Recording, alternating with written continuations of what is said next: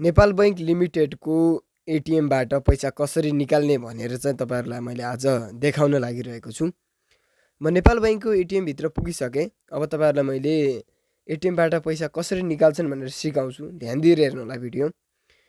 मैले तपाईँहरूलाई अब आफ्नो एटिएम देखाउँछु। हेर्नुहोस्, यो एटिएम तपाईँले जुन त्यो भित्र देखिएको ग्रिन कलरको लाइट छ त्यसभित्र हाल्नुपर्ने हुन्छ। एटिएम हाल्नुभन्दा अगाडि जुन सिमको त्यो छ यो लोगो त्यहाँभित्र पर्ने गरी हाल्नुपर्छ। यसरी हालिसकेपछि अब तपाईँहरूलाई पिन हाल्नुपर्ने हुन्छ। तपाईँहरूले एटिएममा राखेको 4वटा पिन नम्बर। अब चाहिँ तपाईँहरूले आफ्नो पिन नम्बर हाल्नुहोस् र मैले आफ्नो अब पिन नम्बर हान्छु। हेर्न सक्नुहुन्छ।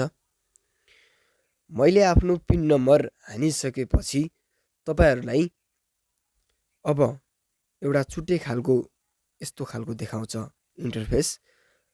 सुरुमा हेर्नुहोस् त, पिन परिवर्तन भनेर देखाइएको छ। त्यसपछि नगद कारोबार, नगद मौजात, संक्षिप्त खाता विवरण।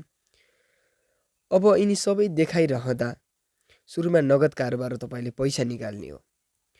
अब तपाईँहरूले नगद कारोबारको यतापट्टि सेतो बटनलाई दबाउने। दबाइसकेपछि मलाई 1000 रुपियाँ चाहिएको, तपाईँहरूलाई कति चाहिएको त्यसको साइडको बटनलाई दबाउनु होला। मलाई 1000 चाहिएको, त्यसैले मैले साइडको बटन दबाएँ 1000 को।